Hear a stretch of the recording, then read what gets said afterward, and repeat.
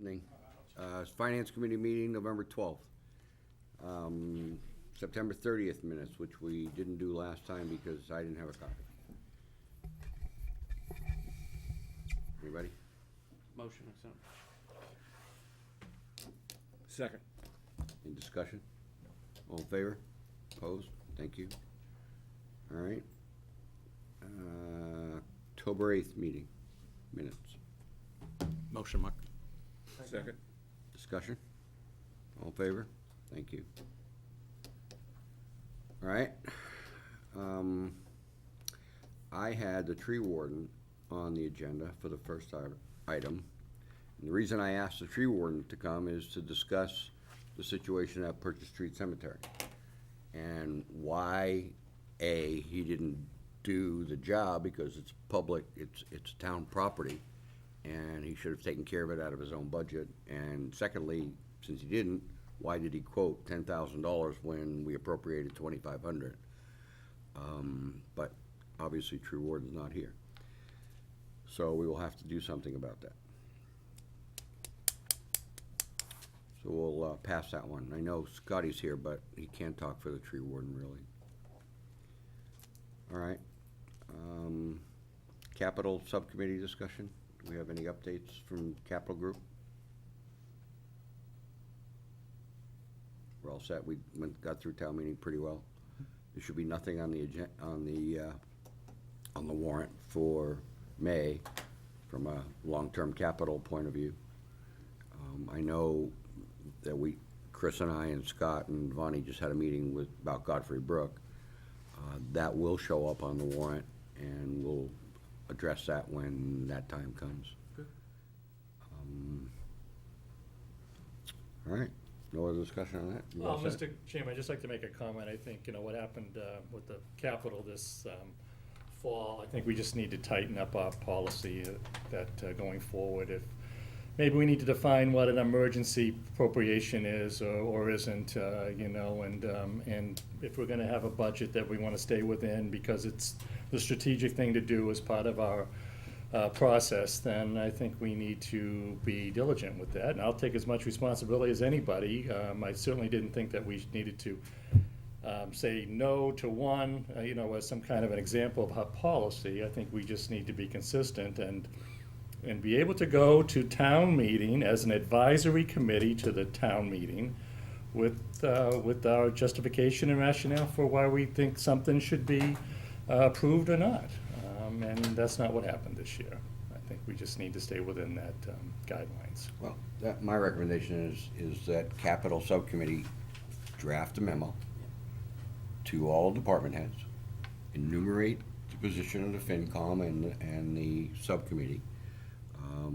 Again, we're an advisory committee, and we're trying to manage our short-term, long-term debt and our cash. Right. I think everybody knows that because most of the department heads, if not all, come to those meetings and discuss the situation.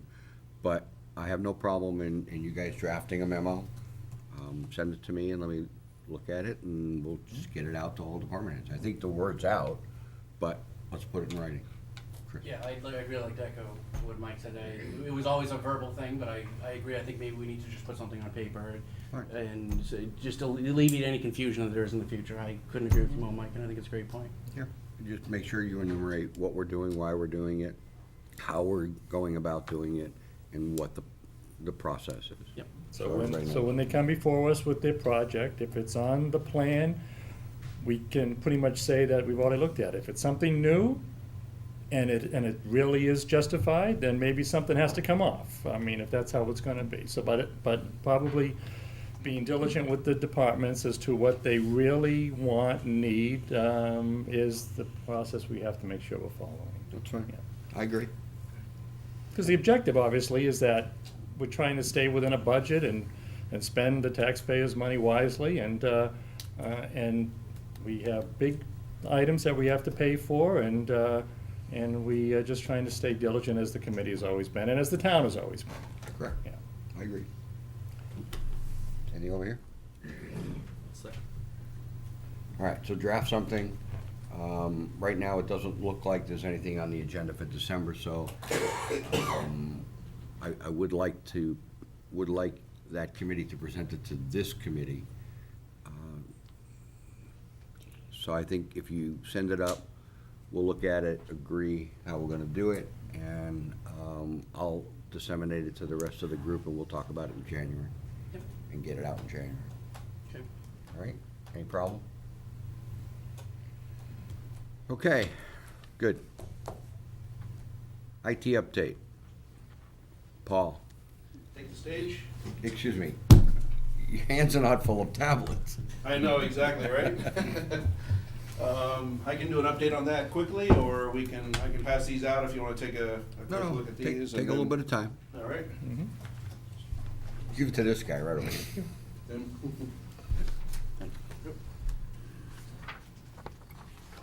Attached on the top is just a project list of items that will be done, well, I would say, could even be a 3 to 5 year plan on some of them, but.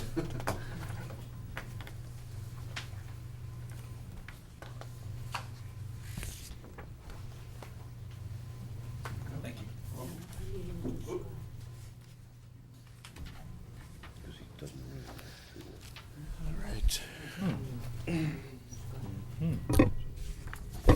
Hi, Paul.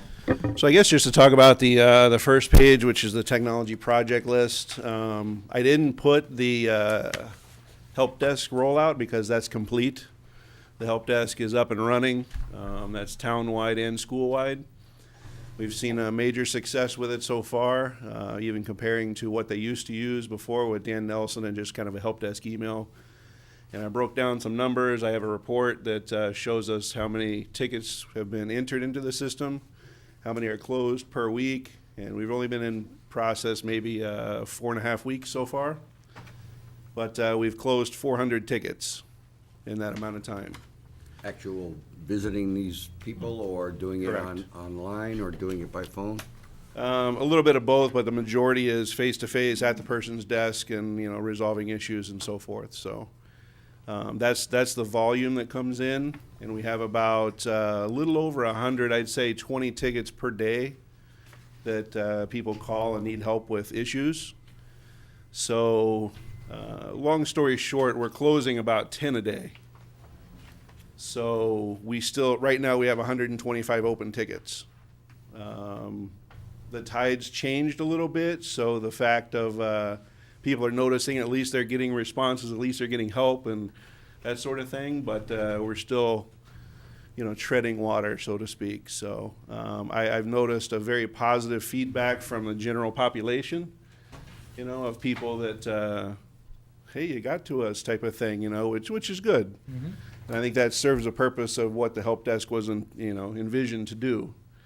A single point of contact and that sort of thing too, so. All right, go ahead, Phil. Yeah, Paul. We're gonna interrupt you, by the way. as Yeah, you that's go through fine, that. no Yeah, problem. that'll be- Yep. Just in terms of the help desk, I mean, do you have kind of an objective in terms of how soon you want to get back to people? And do you have the staffing to do that? And what's your vision, down the road, 3 or 4 months? How do you? I would say probably down the road 3 or 4 months, at least we can establish like an SLA, something that, high priority tickets get taken care of within a few hours. We just haven't had the opportunity to do that yet. We haven't had the time to slow down and figure out the processes because literally it's Brandon Vandal and myself that are basically just running around every day and, trying to help people with issues. So, and that comes to this list as well. I mean, these are things that should be done, but we don't have the time or resources really to focus on preventative measures versus reactive. at So you're this still point. digging out of a hole? Yeah. Yeah. Okay. Yep. All right. Okay. Go ahead, Chris. Out of those 400 calls, how many would you say, just rough guess, you and Brandon are doing versus World Band is doing? Actually, it's World Band's doing about 3 to 5 a week now, or not. I mean, about 3 to 5 a week total. You're doing the rest? We're doing the rest. Yeah. And you find that I had to say that you're more important than World Band doing things, but you found that this is the effective way to do it, where you and Brandon are spending your time on this stuff versus having an outsourced World Band to do it? Yeah, the only issues that really went to World Band were network issues that like a certain wing of the school went down and they know the intricacies of the network at this point. And that's one of the goals on here, is to get a network layout for us so that we can just take everything at that point.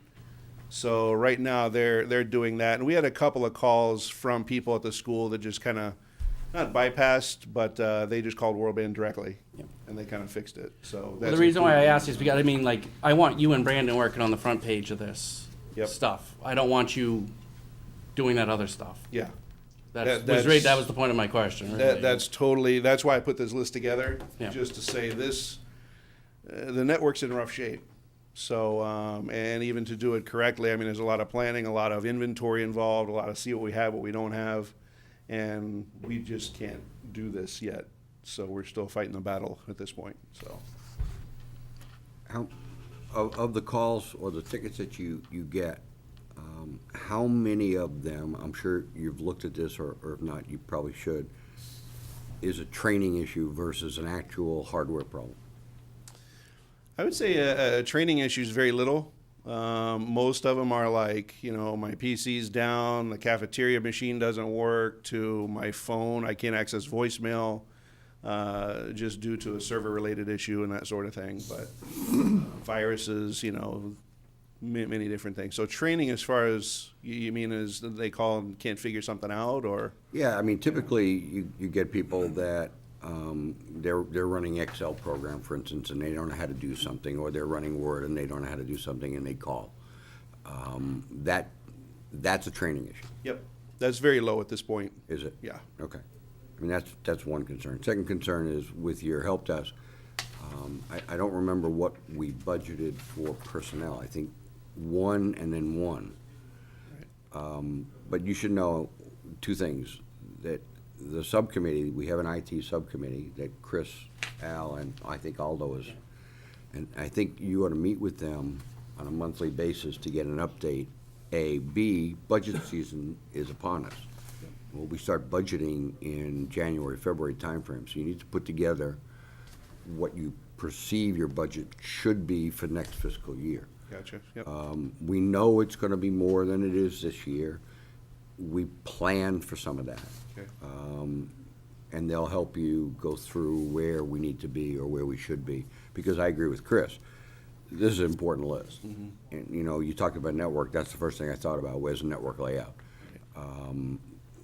From a hardware point of view, I thought that when we redid the accounting area for, when John was here, they put capital asset tags, I thought, on everything. And there should be a list somewhere with the capital asset tags, because of what's the accounting system that they changed over to, or had to do for the state, Paul?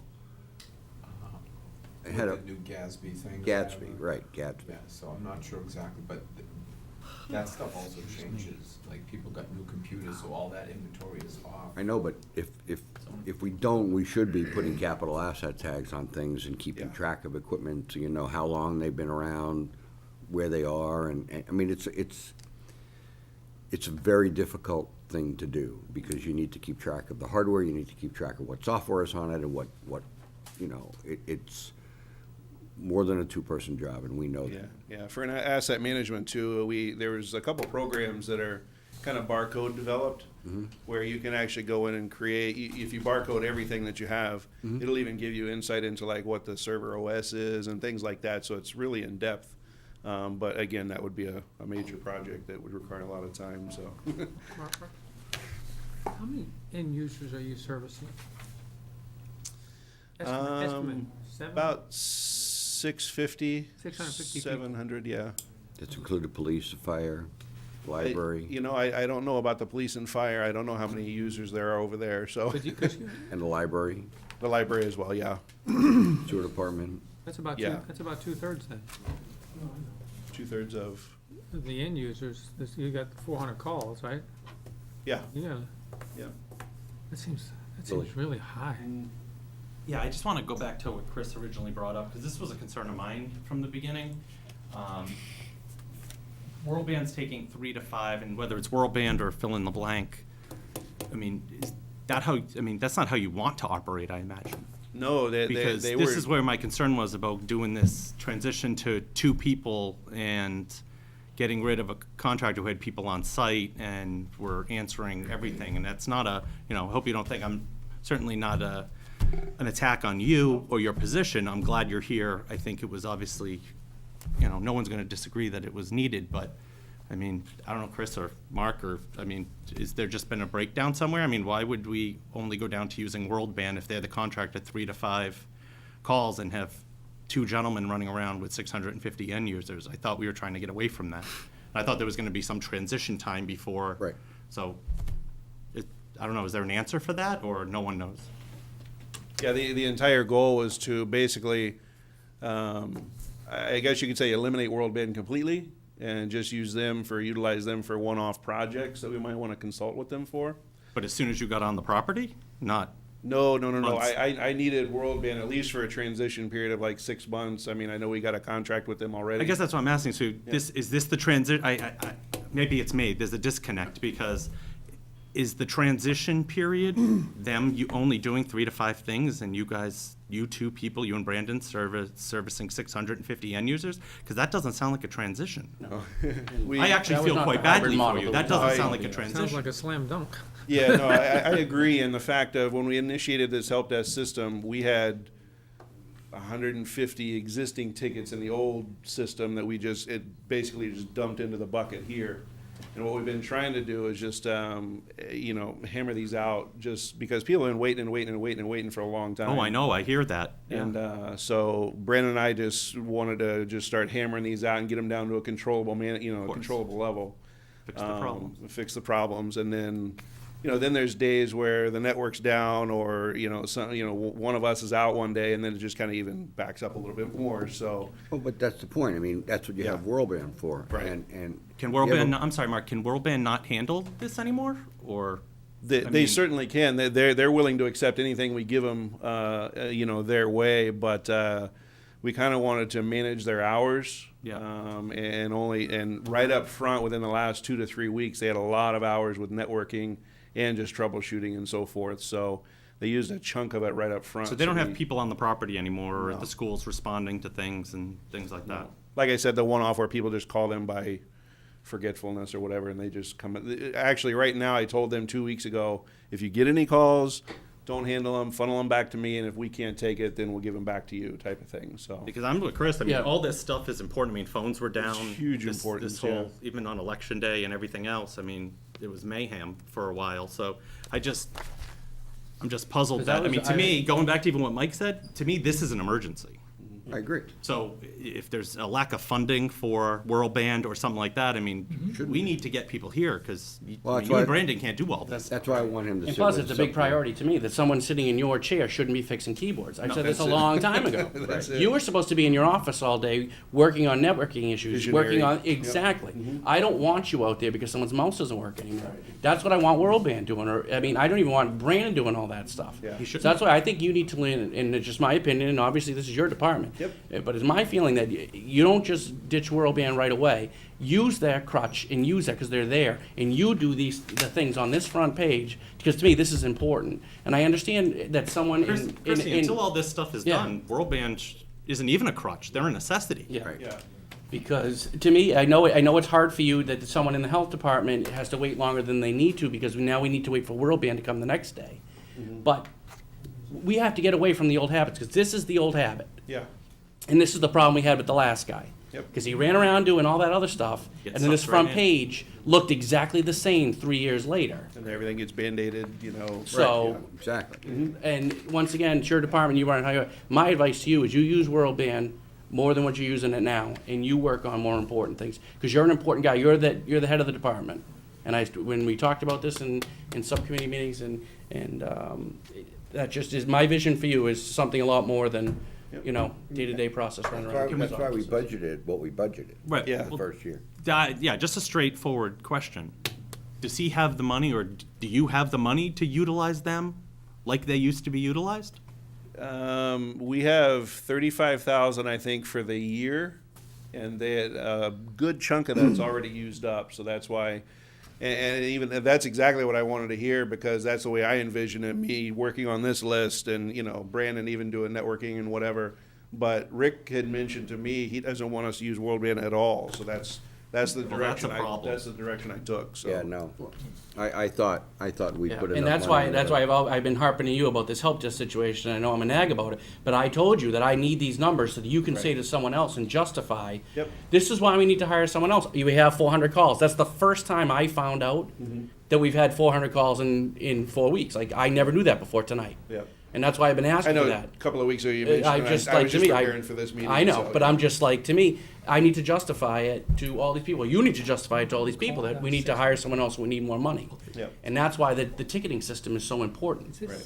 So, But there was supposed to be a second person in the budget for the second half of the year, I thought. there's money in that account. I'll relook at the number, but we knew that there was gonna be But two again, hires. even bringing a third person on with this many end users, if this was a side of a company, I mean, just your Yeah. doctors and your staff, Phil. Yeah, I'm sure you don't have one IT director running around taking care of 30 doctors, never mind 650 end users. Right, you're absolutely right. And from most of the tech directors I've talked to in neighboring towns, they're solely responsible for the schools. And then they have another one for the town. You know, there's very few that kind of cross both patterns there, but yeah. 400 calls from 600 end users, that seems like an enormous amount. A disproportionate Yep. number of problems in relation to the actual number of end users. Is that because of, we're behind the curve in technology, we haven't done something? We just got ourselves in a hole so deep that because that's just, those numbers just are mind-boggling to me at this point. Yeah. Because if I was one of those 400 people and I had a job to do, and I was waiting for you to get back to me for a week, how do you answer to your manager and say, well, I called and I couldn't get help for a week? Right. That's why I asked if it was a training issue, Yep. Yeah. as opposed to hardware. But you're talking about real issues. Yep. Computers don't work, not people that don't know how to use them. Yeah. Okay, then that, Because this is, we're still getting to the point, when I first came on board, there was 3 major projects from facilities, you know, including the entire phone upgrades to the school district, the access control for each door at every school, getting an IP address, which the network really couldn't handle that at the time. So we were troubleshooting left and right, day after day, to get the network stable to support that. And then the phones was a huge rollout, over 450 phones, that we'd have to sit 10 minutes at a phone and configure and update and have it talk to the server. So those are just 2 of the examples, and a lot of repeat offenders with the fact that their phone couldn't access voicemail anymore, and it ended up being a server issue. And so there are repeat offenders with the same issue, but most of those are not training. It's a matter of issues, so. Yeah, Yep. Paul, you know, I think it's just a matter of balance. I mean, I realize you're digging out of a hole. You know, the whole help desk function is tricky because, you know, you want to provide education to the end user. So you don't want, you know, the same call coming in every single day. So that's a process. So, and the other thing, in terms of using outside consultants, I mean, you may want to hire a specific help desk person, because from the economics, generally speaking, that would be cheaper Sure. than going out to the outside. Oh, I So, totally you know, agree. I guess my sense is just assess your needs, but we found that there's a lot of education that's needed, and that's the biggest piece. Right, but the situation here is that the hardware's not working as opposed to the software. Yeah. And something you can't, I mean, if it's a software issue or a training issue, typically help desk can do that online from their own space. Yeah. Yep. And fix, you know, they could reset a computer, they could fix things, Sure, they could yep. manage that. If the hardware's broken, somebody's gotta be there and replace the hardware, that's the issue. Yeah. And so I guess the major question is, with all of this stuff on here, the first thing on that list after the network layout is to repair or replace the hardware. Yeah. And we knew that was coming. I mean, we planned for that. Well, Right. we sort of planned for that, but we talked about that when we established this department. And if you can get all the hardware or most of the hardware updated or working, most of those problems will go away. Yes. In my opinion. But it Yeah. costs money, and we know. you know, what kind of hardware issues are you having? I mean, generally, the issue for us is always the software side of the house, not the hardware side of the Right, house. So, but- Typically, that's what it is. yeah. Somebody can't log on, somebody can't access the Right, server. and that's what I was kind of addressing, Word but you're won't having open up, hardware, I don't mean, have do you the need new latest version. equipment? Is the equipment We need outdated? quite a bit of new equipment. The town's pretty much good because as I was on board, we got a lot of new equipment. You know, World Band implemented some servers and kind of virtualized things and newer equipment there. The schools is where the major issues are. There's antiquated equipment. I literally pulled out, if you can understand the jargon, there was fiber going into a media changer, you know, that changes it to Ethernet, and then going back into a fiber converter. I literally pulled out 10 devices within one room that weren't needed, you know, but are bottlenecks, slowing everything down. It's amazing. I've honestly never seen a network like this. It's so yeah, there are hardware issues that need to be addressed, but the hardware issues we're having now were because of the phones and the Valley Communications put in their own hardware, and it wasn't able to support. You know, just the backbone's not there is what I'm saying. You know, you need to build Right. this stuff on a solid spine, but we just don't have it. Right, so. and, you know, everybody needed new phones and everybody needed a whole access control and a whole bunch of stuff.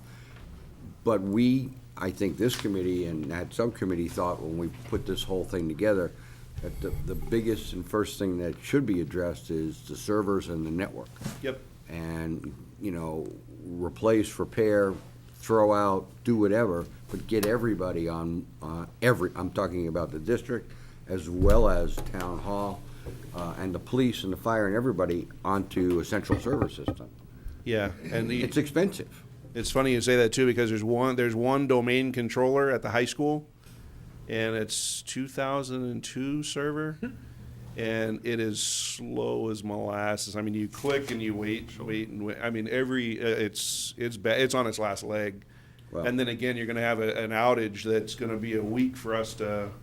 And a lot of people will be down. Yeah. I mean, that's the point. I think you gotta start at the top and work your way down Yeah. to and, you know, you gotta fix people Right. when they need a problem, but if you don't have a good, as you said, backbone server system, then I think we're just spinning our wheels for lack of a better term. Yeah.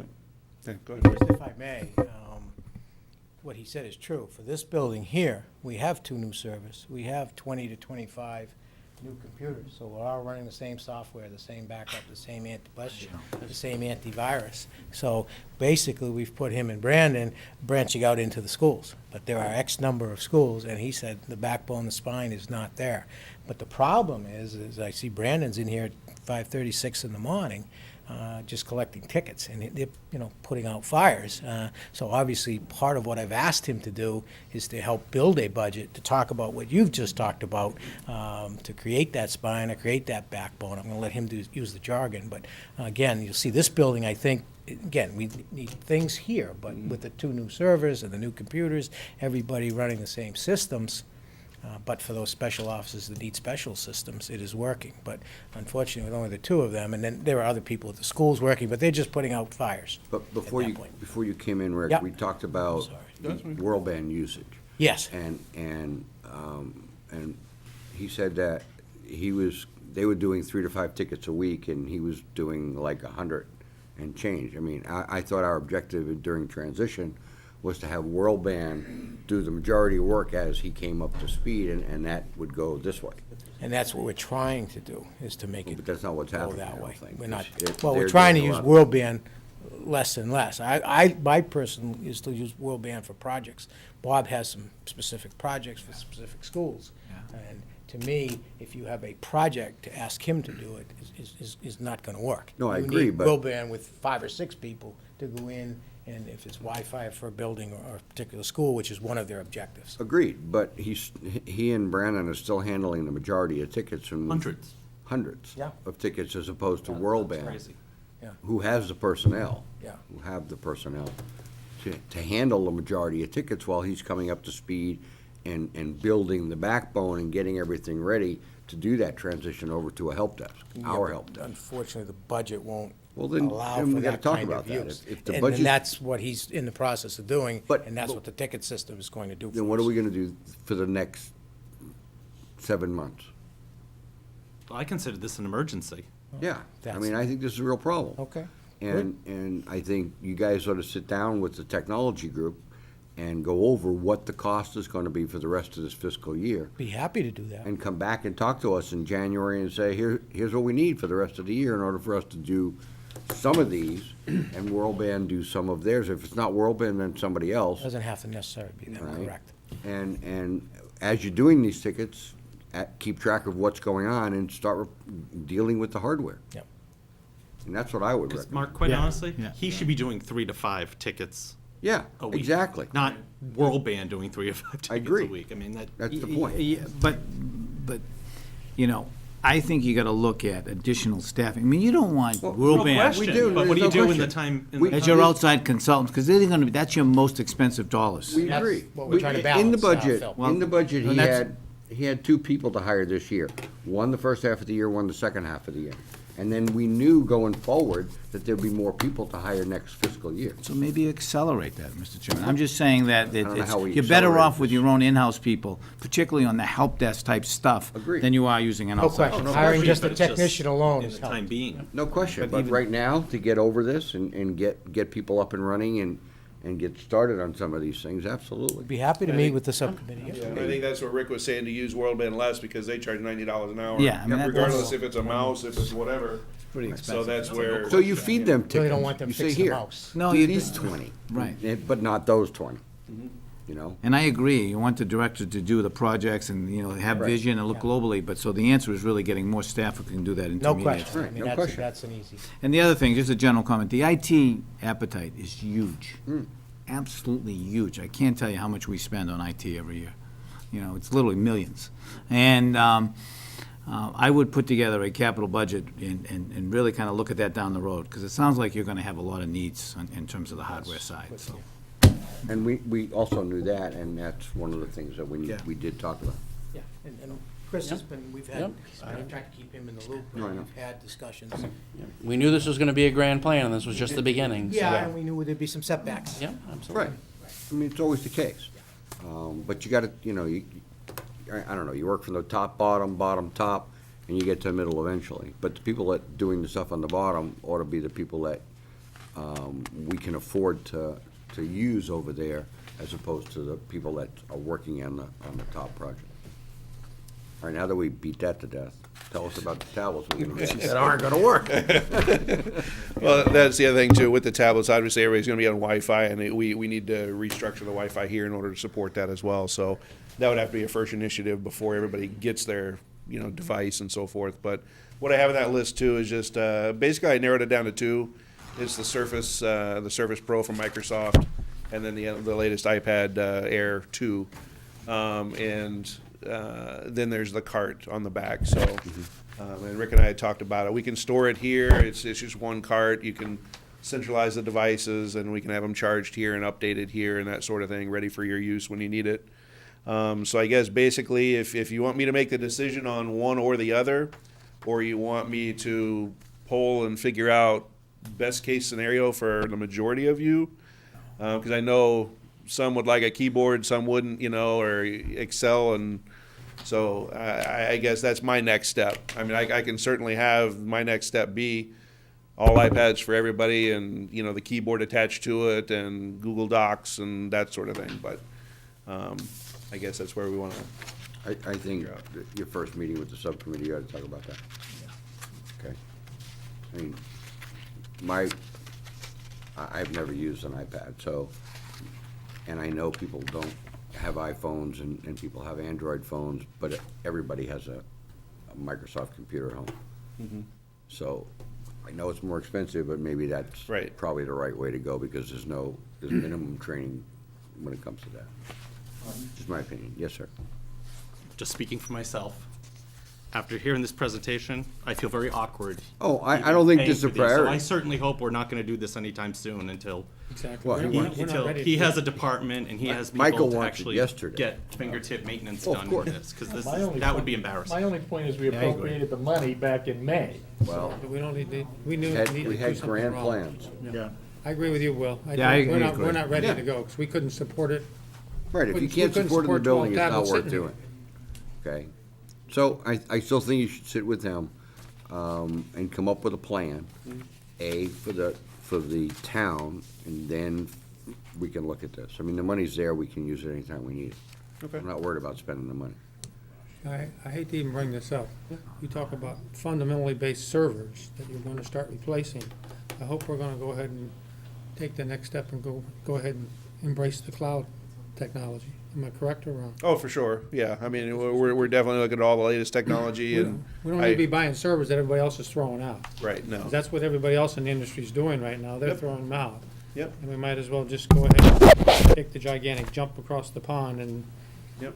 I mean. And I have 3 vendors coming in that offer that solution as well with the cloud and, simplifying everything down to, a smaller Have to be device. and- EMC and, Yep. I have that background with EMC, IBM, SimpliVity, and all that good stuff, so. okay. I'm just, Definitely I those, just want to be careful that we don't buy behind the technology curve. Nope. Go ahead and, All right, anything else for I Paul? appreciate that, Thank you. yeah. Yep. Floppy disks, no? I appreciate, I got a whole file cabinet full at home. You want some? I appreciate you coming in and getting Yeah. some information, and again, you gotta meet with that committee. No, thank you. I appreciate your guys' input too, so. No, we just The need, we direction we that I knew we need, needed to so. deal with it, and so let's stop fooling around and deal with it. Develop backup strategy. And you Dude, still it's have a like I lot. didn't- Town Hall is in significantly better shape than it was Of course. 5 months ago. Absolutely. And this building on the whole, I think, is in very good shape between our server upgrade and our PC upgrades. With the spending that we've done and the improvements that they've done, I think Town Hall, I mean, I don't want to speak out of place, but Town Hall's in a pretty good place right Yeah, now. yeah, they are. Okay, and this is a main building, and Are you on the Woodland Building Committee? I've attended one of the meetings and I told Bob Tremblay, I'm like, any meetings here going forward, I need to be on, so yeah. Absolutely, Yeah. okay. I mean, because we might as well, they're gonna buy technology for that building, and they Right. might as well buy good stuff. I think Yep. when they did Brookside, and we bought the latest stuff at that point in time. Mm-hmm. But that was a while back. Right. All right. Yep. Thanks, Paul. Any Excellent. other? Thank you. Thank you. Appreciate your time. Yep. All right. all right, stay with paper. I have a tablet. I have one. All I do is hook me up to the local Brian? cloud and be all done. You all set? Yeah, I am. We are. So I put you on for 2 things. As long as you were here, I figured you could I'm here. give us a summary, of where we are on the fields, Okay. and a summary of the youth center. Will normally report on that, but I figured Sure. you're here, so, Yeah, yeah. all right, So fields, which would you like first? fields first. Okay, the fields. There were 2 contractors, as you know. Green Acres did basically the football field, track, bleachers, lighting, tennis courts.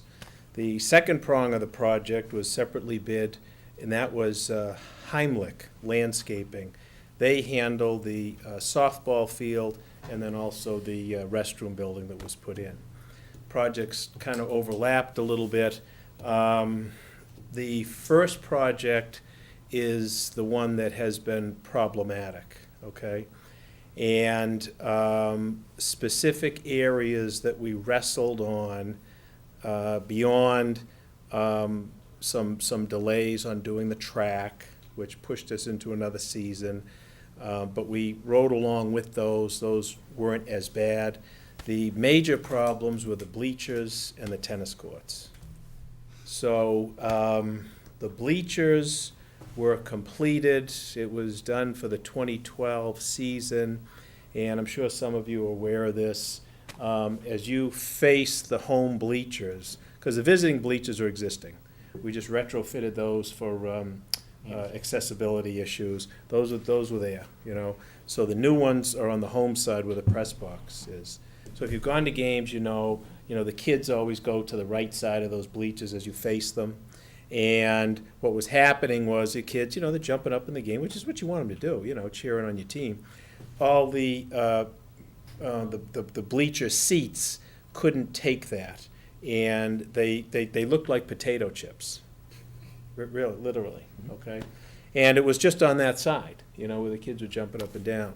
So that was a long, drawn-out process in terms of arguing with the contractor and the subcontractor that was not an acceptable product, It's not something the town was gonna take, and it needed to be fixed. They didn't agree, and we basically drew the line in the sand and refused to relent and said, not only do we want those replaced, but we want the whole set replaced, because someday kids might, go from the right side over to the left side and jump up and down, It got into an engineering issue. The architect was convinced that the bleacher seat that was spec'd was not provided, and it was a very intricate design issue. If you look underneath the seat, how can I explain it? If you look underneath the seat, there should be kind of like a T construction to give it that firm metal thing. And what we found was it was like an L construction. It was basically a support that wasn't put in the back. So we went back and forth with the contractor, well, this is, acceptable and all of this sort of thing, and we just didn't relent, okay? The architect was very good. We had another bleacher company come in, and we were prepared to go forward, hire the other bleacher company to do the replacement, back charge the contractor. Finally, the contractor and the subcontractor relented, and last year, they fully restored the bleachers. We still haven't paid a dime on it, and I'll get to that later. So it was dragged out about a year or so, but what we did was we got the correct, and it's had a full season of football or lacrosse or soccer, whatever, and the bleachers have been fine. So we got, I want to say that was 2012, 2013. We've gotten, the project technically started in July of 11. So we got basically 2 years, and now we have a new bleacher, 2 years into it. And it's a good product. It's withstood, the usage. There haven't been any problems with it. So that issue has been resolved, but it was a long, drawn-out process, and we just didn't relent. I said, it's not gonna happen, you gotta replace the whole thing. They replaced the whole thing. They sent the poor workers there, I think, on some day in January. I don't know if those guys have any fingers left, but, they did it. So that was done. The second problem, and there have been some other problems too, but these are just the major ones, were the tennis courts. And I'm not sure if you're aware of what happened with the tennis courts, but, they took them, those are all brand-new tennis courts. So there's the paving, there's the undercoat, and then there's a certain kind of paint or acrylic-type finish for tennis courts. They look beautiful when they were done. They're absolutely gorgeous. Little by little, specks were coming up. Just specks. And the paint was lifting off. And it was like little dots. And it just kept happening. So we again brought it to the contractor's attention. The subcontractor, New England Seal Coat, I believe, they came out. They had never seen this before, great. I don't know if Scott's still here, but he was, pretty helpful because his experience with asphalt, we didn't know if the asphalt was wrong.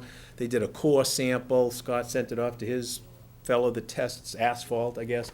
And they said, there's nothing wrong with the asphalt. The asphalt was fine. So again, the contractor came out and they started patching them, those little patches. Scrape it down and put the red on, scrape it down, put the green on, the white, It looked okay, but it was not acceptable. It was not gonna be accepted, and the dots kept popping up. So again, that was now 2012, so 13. We went all of 2013 fighting with the contractor and the subcontractor. They finally agreed to scrape down the whole court, get rid of it. I guess the final determination was they believe that at some point after the undercoating was put on, there was some sort of vehicle that went by that dripped oil. That's the best we could On the whole come court. up with, as they were doing the work. But, well, the spots were like, there might be 2 or 3 spots here and nothing over there. Do you know what I mean? So it was very sporadic, but it was increasing. After about 2 years, we felt that all of them had come up. And we finally got the subcontractor to come in. They skimmed it right down. They did it this past spring, repainted them, resurfaced, and gave us a 2-year warranty from this year. So we have a warranty going out of 2016. Again, we didn't relent. We just refused to pay anything. And in fact, we have withheld and are still withholding $143,000 from that general contractor. I just basically said, we're not paying another dime until this is the way we want it. The third major issue was the entranceway to the field project, and we didn't tell you about it because we didn't want to get you upset, but the entranceway was not in accordance with ADA compliance in terms of slope. Okay? So, they said, well, we can't do it, there's not enough room, and this measurement and that measurement and all of this sort of thing. So we said, look, if you don't fix it, we're telling Mike Nicholson. And that's the last thing you want to have happen. You know what I mean? So ultimately, they did not fix it, but when Heimlich came in to do the softball field, and this was like a tale of two projects. One contractor was not very good, one contractor was great. Heimlich was absolutely outstanding. Heimlich came in, and as part and parcel of the softball field, they fixed it. Now there's a correct ADA compliant slope as you enter the field. Those were the three big issues. We also had an issue with asbestos piping, okay, which we knew about. We had a per unit cost in the project.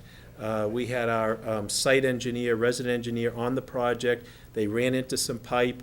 They broke it by accident. They were told to not do anything else until the architect went down. The intention was that they were going to isolate the site and just remove that portion that was broken, because the asbestos piping, as long as you don't disturb it, it's okay. But once it breaks, then you have the issue. They went on, and before the architect could get there to resolve it, removed about 300 feet and wanted to bill us for it. That was about $18,000. Disputed item, okay? We're not paying that. You're told not to do it. You know what I mean?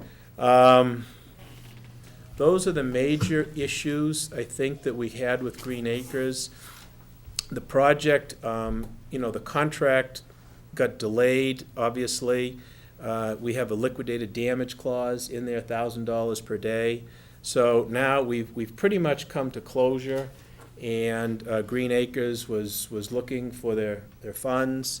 We responded and said, we don't owe you $143,000. In fact, you owe us $912,000. So that generated a letter from council, and I've been working with Jerry, and Jerry tells me that we have a meeting scheduled Thursday, November 20th, with the attorney for Green Acres, and Jerry, myself. I'll probably have our engineer there with a view towards trying to resolve it with Green Acres.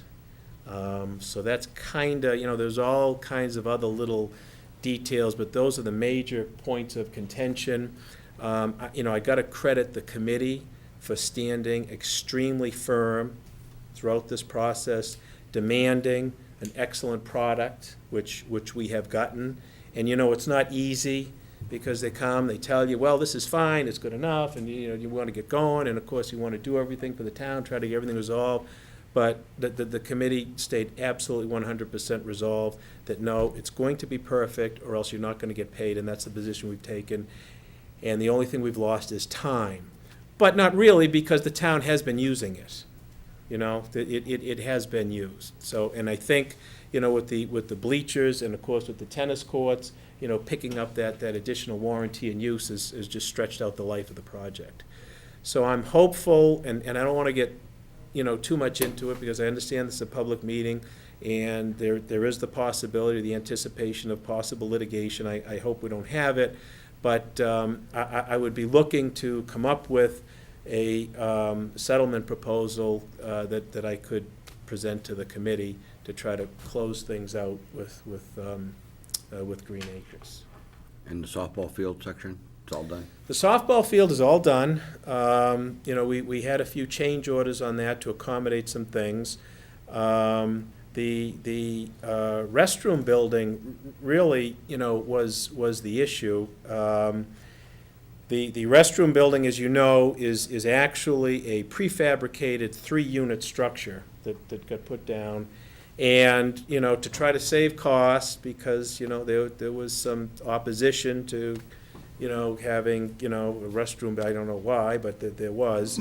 So we tried to cut costs as best we could, and we arranged for the highway department, the sewer department, and the water company to run the water and sewer lines from West Fountain Street to the location. We changed the location of the building, which I think everyone is very happy with. In terms of where it's located now, it's basically behind the third base dugout. It had been originally planned to be right behind the tennis courts, which really would have, I think, interfered with that beautiful open view that you have of the site. So that was okay. That was a minor cost. That was absorbed. Problem was the water sewer line was not part of the project. It was not budgeted. Paul Braza estimated there was about a $50,000 cost to do that, and we relied upon the volunteer efforts. And, the guys did a great job digging. The physical work was done to perfection. The problem is, when you have a volunteer component in a project, you don't have the accountability and the oversight. So the engineer called for a 2.5-inch water line to go to the building. Somewhere along the line between the water company, the highway, the sewer, I don't know, exactly what happened, but again, it's all volunteers, so we did not have, a project engineer overseeing this aspect. It became a 1-inch line. So that was the delay.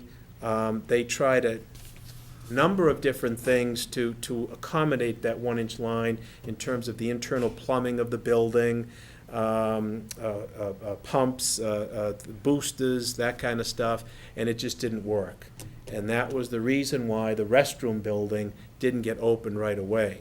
So then we called upon the water company, the highway, and the sewer, who have been absolutely outstanding in terms of cooperation and working with us. And they reinstalled the 2-inch line, which is a tremendous benefit. And now, that's up and running beautifully. So the bathrooms are up and running, the Yep. concession stand is working? Well, I mean, I don't know. The concession stand that's the baby of the boosters. Do you know what I mean? So that's their quote-unquote home. So I don't know, we provide the structure, and it's up to them to do the operation. So I'm not sure exactly what they've done or haven't done. I know they've gotten the bricks down, but that's really the boosters to run that. But the building has electrical and everything else. Building is all set to go. I mean, You can cook in it and do all that kind of stuff. Absolutely. Whether or not the boosters, to be honest with you, I don't know if the boosters has done that. I haven't followed up with the boosters to see that. But, we have done our obligation in terms of providing the structure that has the means to do all of that stuff. Okay, so when we put it in, we put in a grease trap and all that kind of stuff? so they can Absolutely. cook? Okay. Yeah, So- it's And what about fully what about the old one? Well, the old one, and again, this goes back towards my hope is, and we've done things outside the scope of the project with some of the savings, which in turn translates to savings to the town. For example, $10,000 electric vehicle to groom the field. That was not part of the project. That was not part of the bid specs, but because we had saved enough money on that, we purchased that for the Parks Department. So that's how they do their grooming, which saves on, hiring an outside contractor to do it. Grooming, every hit, I think, would be somewhere between $3,000 to $5,000, and you should do it twice a year. Yes, Brian, Mike Bushani basically said they do that about every 8 weeks or so. Yeah. They put down new rubber And and they take... put they the fill recon- down, that's Awesome. correct, especially the worn areas, where the soccer fields use the corners and the like, so. So we purchased an electric vehicle, which is what you're supposed to have on the field turf, so you don't have any of that oil dripping. Hello, tennis courts. Right. So we purchased the vehicle, so we just did it, you know what I mean? So that was, wrapped into the project. My goal is that, hopefully we're gonna realize enough savings. The Parks Department would like to convert that old concession stand into a garage to keep the electric vehicle, to store the Track rubber stuff. infill, supplies for the field and stuff. I mean, we have two trailer units there. Two trailer units have been put there, for all the athletic equipment, so that was done on a nice stone bed. The school department, I think, should be in great shape in terms of equipment usage, but this is for the park guys. So I'm hoping that we're gonna have enough funds realized in our settlement with Green Acres to do that work and to turn that into a garage so they can keep the electric vehicle there and use that to service the place. Cement up the bathrooms, the old bathrooms, and Well, the bathrooms are an issue. There were, some people made an issue of it earlier this year.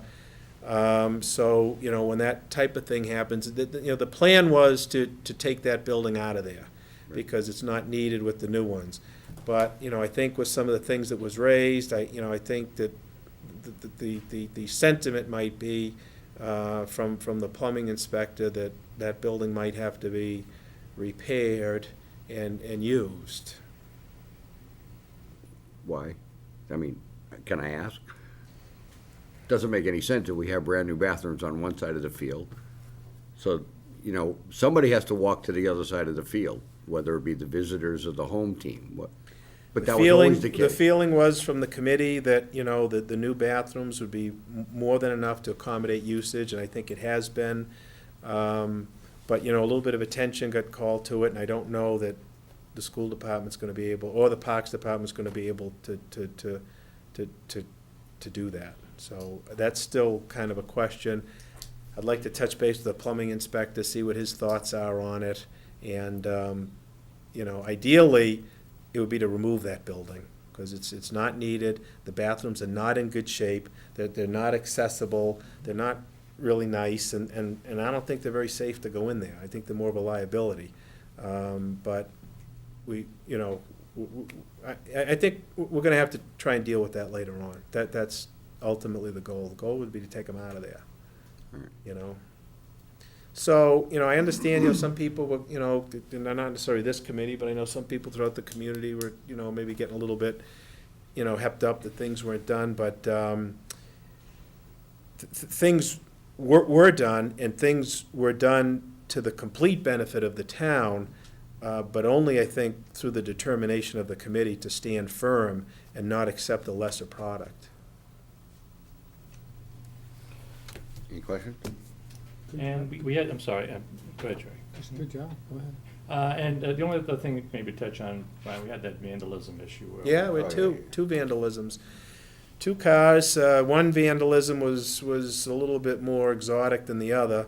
There was a drunken situation where, the driver actually went through 4 fences. He came up, through the backside, and, we've got the 6-foot fence, and then there's a 4-foot fence that contains the field, and this was right before graduation, 2012, I think, night before. So he just rammed through the 2 fences and then tried to escape through the 2 fences towards Brookside. Fortunately, one of the neighbors, saw all the commotion, called the police. They were there in an instant, and there was a cruiser waiting for those people, right at Brookside. They caught them. I worked with the district attorney's office to make sure the charges were there to basically give the town a civil claim. We did that. Again, I worked with Jerry. There was a hook on the criminal end for this operator. It was enough to give us civil inroads, although Jerry did have to file suit because Commerce Insurance just refused to pay anything. It wasn't negligent, it was an intentional act. This, kid didn't have permission from his stepfather to operate the vehicle.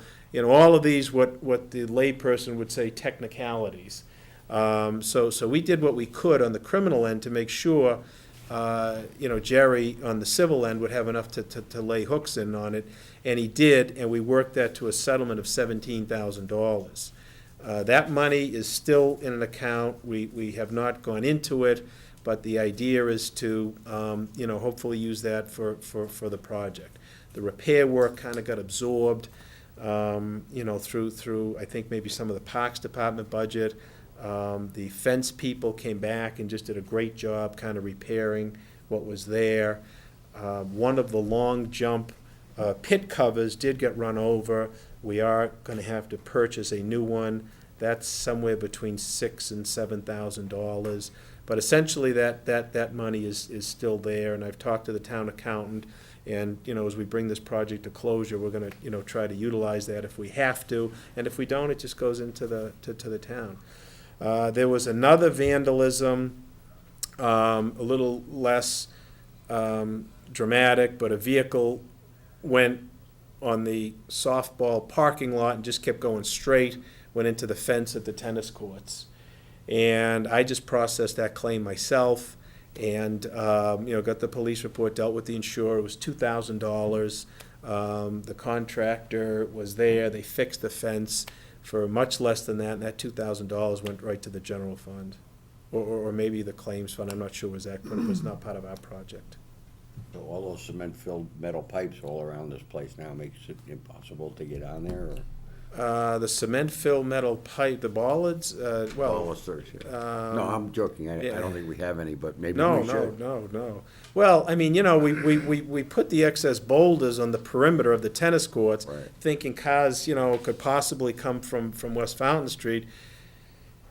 I guess never dreamed that one of the kids would, Right. go flying, but thankfully, he wasn't injured, and, we got that resolved, and because it was an active construction site, we were able to do the repairs. It wasn't like we had to call somebody mobile, you know what I mean? The repairs are okay, so we handled those.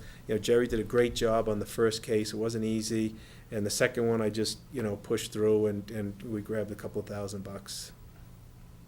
And we've got the flagpoles in, and the scoreboards are in, and do we have anything else to do? We're gonna do something with the entranceway to it?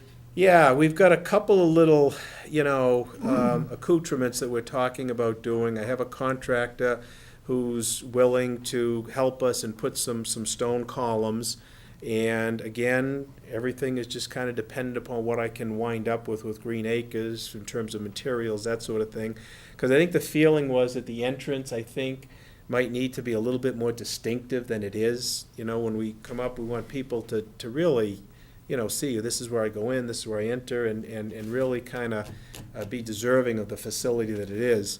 Lou Guerriere stepped up to the plate, figuratively, but for the softball field, made a $10,000 donation, which, we used actually to put in the dugouts, which were not bid. Believe it or not, dugouts, okay, we bid dugouts twice. $42,000, $38,000. That's what came in on two bids to do the dugouts. Those are obviously with restaurant and bathroom, right? Yeah, just your basic dugouts, when they, mobilization. So we, Lenny Morcone, and the committee's just been great. Mike's been a heck of a member on the committee. Lenny Morcone, Rich Pierre-Gustavo, Mike Brashani, Nick Zakili, who, I don't want to leave anybody off, but just, Mike Nicholson, no, he's not a member of the committee, he's an ex officio member of the committee. Mike was instrumental in pointing out to us some accessibility issues that, while not violations or anything, but really, I think, made the project much better. The handicap parking on one side, the accessibility in and around the field, so just a real big help, so you really appreciate it, because you did make it a much better project, but,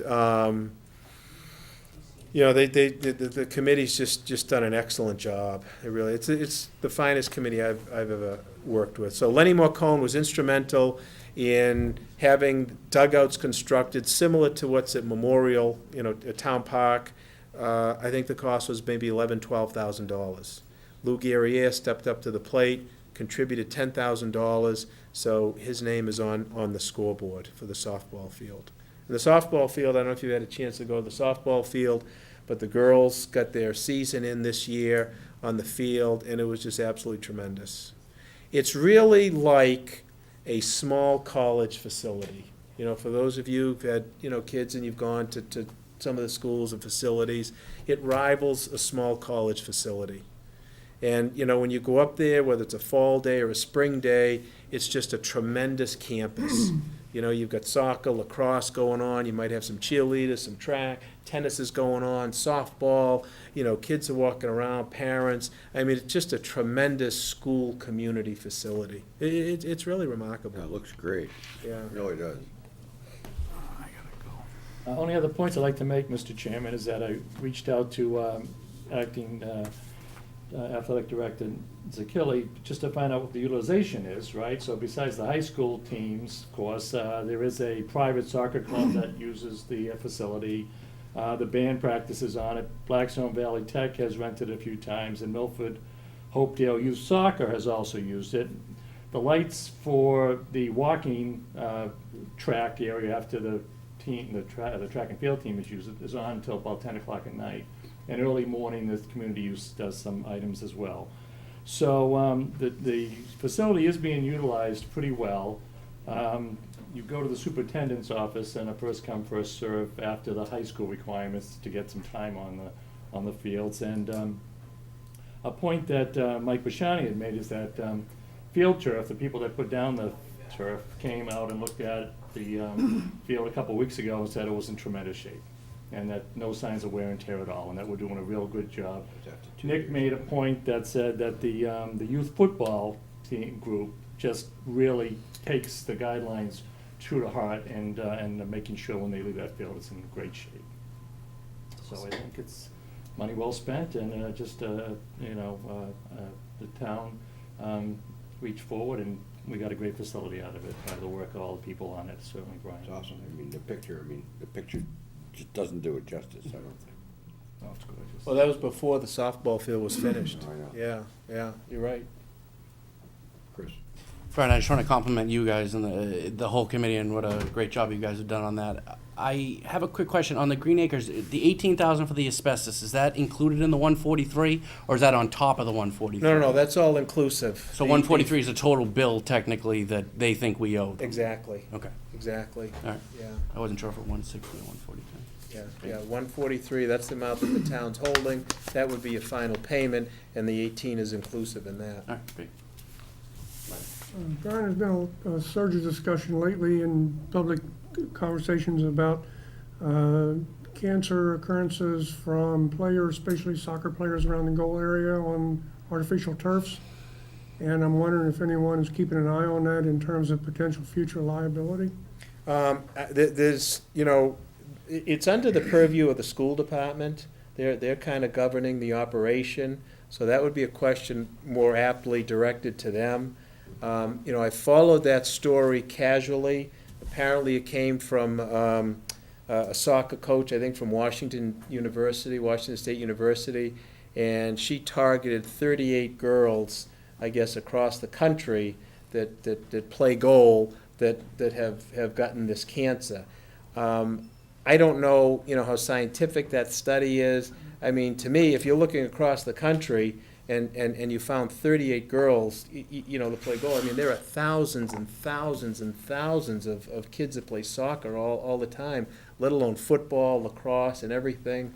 You know, I know Medway is looking into that, and, you know, what I followed from them was that there's no indication at all that, you know, any type of contaminant reaches any sort of dangerous levels at all. I know back in '07 and '08, when we were, you know, promoting this product, I mean, I have a file like this with reports and stuff that had gone back, you know, a good 10 years plus, and basically saying that there was no hazard. So our committee is not doing anything on that. I'd be surprised if the school committee is, and from the literature that I've read, I don't know that it's warranted to pursue that. Thank you. Brian, thanks. We really appreciate the update you guys have, and to paraphrase Chris, I mean, you guys have done a great job. It's an awesome facility, and you're right, it'll be utilized for a long, long time. And, Yeah. It's good. It's really good. Yeah. Thank All right. you.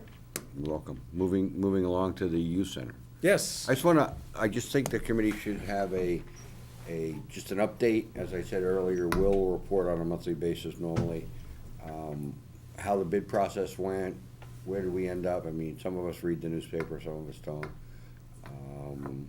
And go from there, just briefly. Sure. Yeah, if you want the actual numbers, do you want the actual numbers on the bids or anything like I that? just think round numbers will work. Yeah, Well, you basically appropriated say 5.1, okay?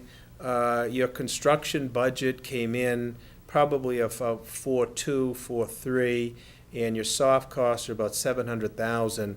So the bids are pretty much right at the appropriation. There might be a variance of about $100,000. So I think the architect did an excellent job in pricing the project. We delayed the bid process twice. And again, you know, things take time and you get frustrated because everyone wants to get everything done. But to me, it's more important to do it right. And I think it was important to delay that. There were a couple of issues that cropped up. They were clarified by the architect, and I think that brought us a better number. So the bids are open September 11th. Again, you know, well within, not well within, but, you know, really at the appropriated amount, which, you know, you don't always hit that target. So when you do, it's a good thing. Again, that committee, another excellent committee. We got the bids in on September 11th. That committee turned around a review of the specs, had a contract reviewed by town council, signed, sealed. Mobilization started October 13th. So to do a turnaround in about a month is cooking. The contract, the architect, they're amazed. It's like, well, geez, other towns, you know, it could be 6 months, could be 5 months, you know, so again, that committee works very, very fast, very diligently, very effectively. So they mobilized October 13th. I think we have a great contractor, knock on wood somewhere, you know, I don't want to jinx anything. We have weekly construction meetings, they're attended by Bonnie, myself, the architect, we have a resident engineer on site, the owner, the contractor owner's been there, and the foreman. As you can see, you know, the fencing has been put up. They've started the demo work. It's amazing to go in there now to see that front lobby with all of these walls taken down. It just opens it up. It just kind of gives you an idea as to how things are going to be. Early on, we did have an appropriated figure for hazardous materials, and I don't know what that number was offhand. However, and it's very rarely that I get this gift, but we got a great gift. The hazardous material, i.e. asbestos, was much less than anticipated. So that's just a great benefit. And we've pretty much done it, you know. It's done. Yeah, it's done, you know. So there was some tiling, you know, that was not anticipated. There was a little patch job, but it was only about, you know, 200 square feet, something like that. So we got a benefit on that. So that'll, you know, that will work well. The demolition work has started, and they've cleared out the first floor. They're gonna start the second floor, I think, next week. You know, they're on target. They're proceeding very well so far. What about the outside work, the roof and all that other stuff? You're gonna wait now till spring? We haven't gotten, you know, an updated construction schedule, but I know that the contractor wants to try to get that. The problem is the big roof, you know, to try to get that done and waterproofed as soon as possible. I don't know offhand, you know, when he's looking to do that. But, Hard to do that in the winter, yeah, so I'm not sure when they're You have looking to to do cover that. it. because you don't wanna do the inside and have all the leaks, but. Right, he's doing the demo work now. But they're on target, we're within budget, and the architect's been really good. All indications, the contract has been great, so hopefully that'll proceed. Did we hear back from, the Historical Commission, Mass Historical? We're all set? Mass Historical Commission said that because there's no state money involved, they're not gonna get involved. Really? Okay. Simple as that. It's interesting. Simple as that. There's no state money involved, so And they're why, not. why when we work on this building, they're all over us like, Well, this is actually, if you remember, many years back, we did get a grant from the Historical Commission. I forget what we did with it. It was either the painting or the roof or something, and that puts it under the purview. oh, so once you do something from, Yes, yes, you have a preservation agreement. But the state did not. Locally, I did reach out to the local historical commission because I thought it was important that they be part of it. I've offered, they can have a spot on the committee, get them there. I gave them the packet of information that we submitted to the state so that they could review it if they had any commentary. And the indication I got back was that they feel very comfortable with the direction that we're taking. awesome. Yeah.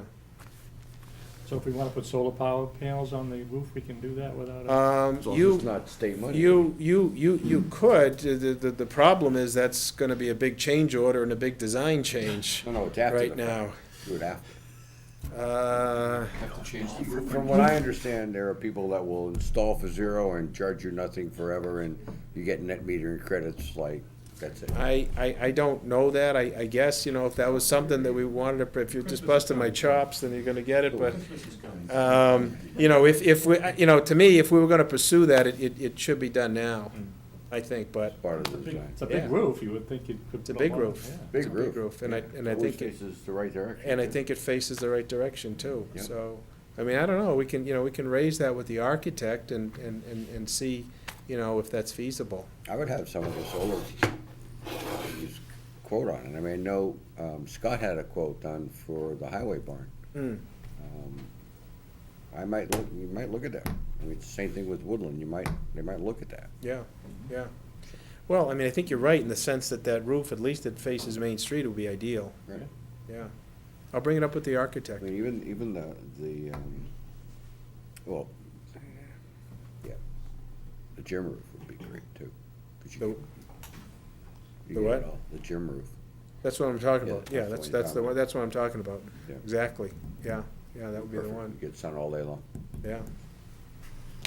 Any other questions? That's where we're at. Chrissy? How's everything going with Sydney and Jen over in their new location? I think Gonna that, get to that. yeah, I think they're doing well. Jen tonight said it's quote-unquote cozy. They downsized. a little, Yeah. so I would think things were pretty 2,800 cozy. square feet Yeah. versus 50,000, yeah. Yeah, I mean, I think they're a little bit nervous as to what's gonna happen when the weather gets bad, because they're using that outside parking lot for like activities and Yeah. stuff. But, hey, kids are adaptable. They're making do. They're gonna make it work, Yeah. and I think the anticipation of what they're gonna come into just makes it all that much better. But Jen and Sydney have worked, tirelessly to make this project a reality and keep the youth center alive. They worked really hard. They really They have have. programs all over town, I noticed. Yeah, Because you get the monthly newsletter from them, yeah, and it's interesting, it's really cool. yeah, they're just That was too, my concern, that we would lose all those programs, and what would the kids do, well, Jen and Sydney really went the extra effort to make sure that wasn't gonna happen, so they've done a great job. Lucky to have them. Brian, appreciate your time. Thank you, Really do. thank you, all right. Thanks, Brian. We're not doing too badly, guys and girls. Okay, I have two more items on the agenda, as well as any subcommittee reports that we want to discuss. The Upper Charles Trail and Purchase Street Cemetery. The discussion on Upper Charles Trail, it's done. And we need to figure out who's going to maintain it and whose budget things are going to come out of, and how much we have to budget additionally for it. I was talking with Scott, Chris and I were talking with Scott earlier about the beginning, the first trail they put in, and what wear and tear and tree roots growing through the blacktop, and that all has to be taken care of and budgeted and repaired on a, seasonal basis. So the subcommittee that runs, I think the parks owns the trail. So the Parks Subcommittee, I think, should get together with the Parks Department, talk about short-term and long-term, because budget season's coming, and might as well put it in the FY16 budget. Because we don't want to run into a situation where everybody does this. We want to know who owns the trail, who's responsible for repairs and maintenance, and what budget they have, and if they need the highway department, then the highway department charges back to that budget, and et cetera. So, any other discussion, anything that I missed with that? It seems like the prudent place to put it. I mean, it is a big park when you think about it. Right.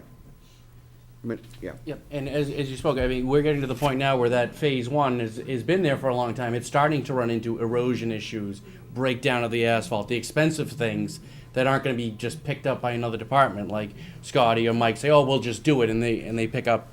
When it comes to long stretches of asphalt, or where roots and erosion are taking away parts of the parts that have been there for a while now, with that first phase, we're gonna start to get into some costly repairs, and we need to be prepared for it. I agree. Yeah. Yes, sir. I mean, the only thing I would say, Mr. Chairman, it's a great facility. I mean, people use the trail, you know, summer, all seasons, you know, it's really was well done. I mean, Reno DeLuzio really deserves a lot of credit. He really spearheaded the whole thing and did a nice job. But, you know, parks make sense to me. We just gotta make sure that we provide enough budget dollars to maintain it, that's all. I agree. And you wanna go in with the hot chocolate concession Sure. canteens that we're gonna put? Solar power. Yes, Paul? Yeah, just one thought. In the Parks Department budget, we did put 8,500 in there for a line item for miscellaneous expense bike trail in the annual budget. So there is a certain amount already budgeted in there. Right, I know Scotty has 6,000 in his budget as well. But I think we need to bring all of that together and get to the point where one department is responsible and requests work from the other departments, and we get it done. So meet with the parks guys when they're doing their budget, and you know, let them think about what the real numbers are gonna be. So, Mr. Chairman, if you've got like quarter-mile of asphalt that needs to be repaired, would we put that under a capital item? Because it seems to be larger than a maintenance item. I think if we budget enough for that kind of maintenance, I think that's maintenance.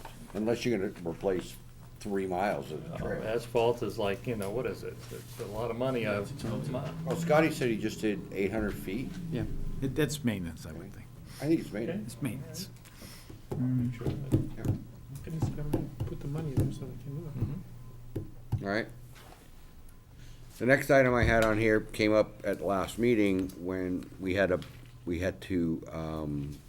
appropriate or recommend appropriation of $2,500 to take down some trees on the Purchase Street Cemetery. That doesn't have a home, and we need to figure out as a group who's gonna own the Purchase Street Cemetery, where we're gonna put budget money, and, because it's town-owned property.